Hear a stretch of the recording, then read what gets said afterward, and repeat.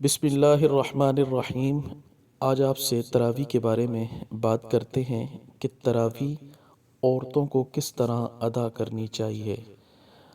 ماشاءاللہ سے آپ جانتے ہی ہوں گے کہ تراویح کا اہتمام مساجد میں تو ماشاءاللہ بہت ہی اچھے طریقے سے کیا جاتا ہے، جماعت کے ساتھ گھروں میں مساجد میں بہت اچھے لیول پہ کیا جاتا ہے، اور بڑی خوشی کی بات ہے ماشاءاللہ رمضان مبارک میں مسلمان یہ اہتمام کرتے ہیں۔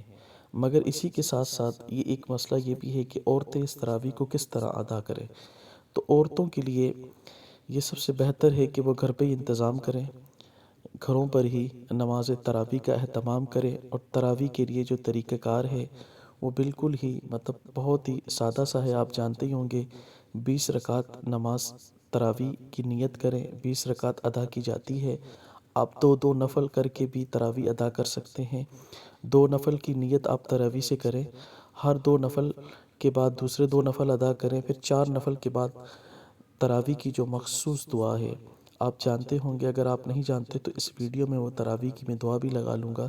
سبحان ذی الملک والملکوت، سبحان ذی العزت والعظمت والہیبت والقدرت والکبریاء والجبروت، سبحان الملک الحی الذی لا ینام ولا یموت، سبوح قدوس ربنا ورب الملائکۃ والروح، اللہم اجرنا من النار یا مجیر یا مجیر یا مجیر۔ ہر 4 رکعت کے بعد یہ دعا آپ نے ضرور پڑھنی ہے، اور ہر 2 سلام کے بعد آپ نے 2 نفل ادا کرنے ہیں۔ اس طرح یہ 20 رکعت ہو جائیں گی۔ اس طرح آپ اہتمام کریں اور اپنے گھروں میں نماز تراویح ادا کریں۔ ہو سکے تو اگر کوئی حافظ قرآن ہے تو پورا قرآن، مکمل قرآن اس میں وہ پڑھ سکتا ہے۔ اگر آپ قرآن مجید نہیں پڑھ سکتے تو آپ کوئی بھی سورت ہر ایک رکعت میں سورۃ فاتحہ کے بعد، جس طرح ہم نماز میں فرض نمازوں کی 2 رکعت میں اور سنتوں کی 4 رکعت میں ہر سورۃ الفاتحہ کے بعد ایک سورت پڑھتے ہیں، اس طرح آپ سورت پڑھ کر بھی ان تراویح کو مکمل کر سکتے ہیں۔